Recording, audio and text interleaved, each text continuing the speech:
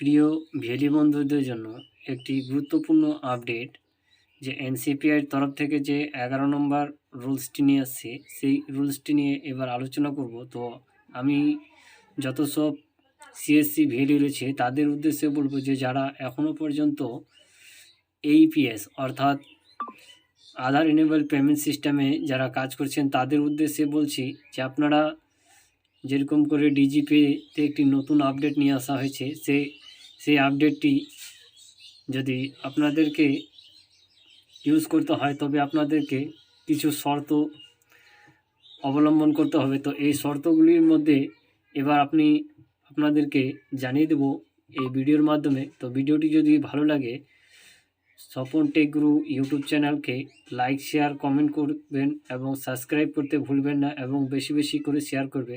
তো এবার চলে যাওয়া যাক, আপনাদেরকে দেখিয়ে দেবো। তো প্রথমে যে রয়েছে যে এনসিপিআই নিউ গাইডলাইন 2024 1 নম্বরে বলছে প্রত্যেকটি রিটেলারকে অবগত করা হচ্ছে যে আমরা ডিজিপে এইপিএস ট্রানজ্যাকশন রেজিস্টার মেনটেন করা বাধ্যতামূলক। অর্থাৎ বলছে যারা ডিজিপে ইউজ করছেন তাদেরকে রেজিস্টার মেনটেন করতে বাধ্যতামূলক।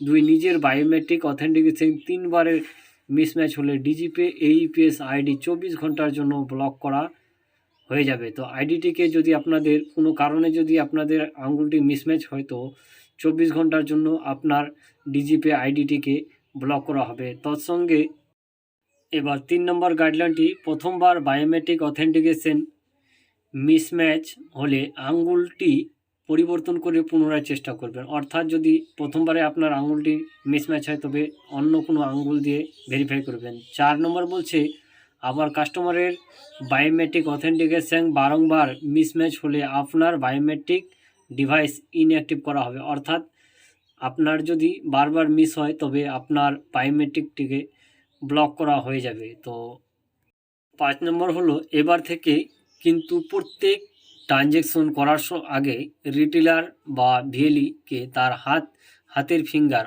অথেন্টিকেশন দিতে হবে। অর্থাৎ প্রত্যেকবার উইথড্রল করার সময় রিটেলার বা ভিএলি নিজে তার ফিঙ্গারপ্রিন্ট দেবে, তারপরে কাস্টমারের ফিঙ্গারপ্রিন্ট নেবেন। কোনো গ্রাহক টাকা তোলার আগে 2 ফ্যাক্টর অথেন্টিকেশন দিয়ে যে কাস্টমারের টাকা তুলতে পারেন। রিটেলারের হাতে ফিঙ্গারপ্রিন্ট এর সময় 3 মিনিট সময় থাকবে। অর্থাৎ 3 মিনিটের পর ওই ফিঙ্গারপ্রিন্টটি এক্সপায়ার হয়ে যাবে। 2 ফ্যাক্টর অথেন্টিকেশন যে ডিভাইস দিয়ে হবে অর্থাৎ মরফো মন্ত্র যাই হোক না কেন সেই ফিঙ্গারপ্রিন্ট দিয়ে 2 ফ্যাক্টর অথেন্টিকেশন হলে সেই ডিভাইসই কিন্তু সারাদিনে কাজ করতে হবে। অর্থাৎ রাত 12টার পর্যন্ত একই ডিভাইস বিভিন্ন সিস্টেমে ইউজ করা যাবে, তাহলে কিন্তু মাল্টিপল ইউজ এই অপশান দেখাবে। অর্থাৎ আপনি যে ফিঙ্গারপ্রিন্ট দিয়ে লগ ইন করবেন সেই ফিঙ্গারপ্রিন্ট দিয়ে আপনাকে কাজ করতে হবে সেই ডিভাইস দিয়ে। 7 নম্বর যে রুলসটি হচ্ছে আঙ্গুলগুলি খুব শক্ত বা খুব হালকাভাবে চাপবেন না, কারণ এটি কোনো বায়োমেট্রিক সঠিক কিনা তার শনাক্তকরণ করা সম্ভব নয়, তাই ডিভাইসটি ইউআইডিআই দ্বারা ব্লক করা হতে পারে।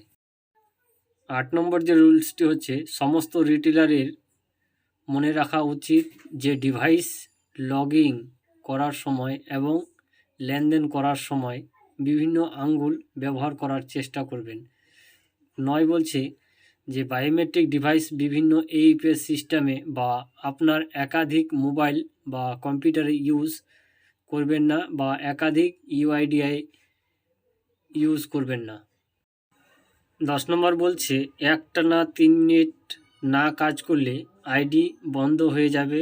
সেই যে কোনো কোম্পানির এইপিএস আইডি হতে পারে, এটা এনসিপিআই থেকে নিয়ম। অর্থাৎ 11 নম্বর বলছে যে কোনো ট্রানজ্যাকশনের সময় আপনি 1000, 1010, 1030 মাল্টিপল যে কোনো ট্রানজ্যাকশন করবেন না, না হলে এনসিপিআই থেকে আপনাকে একাধিকবার মাল্টিপল ট্রানজ্যাকশন করলে আপনাকে ব্লক করা হতে পারে। তো ধন্যবাদ স্বপন টেক গুরু ইউটিউব চ্যানেল।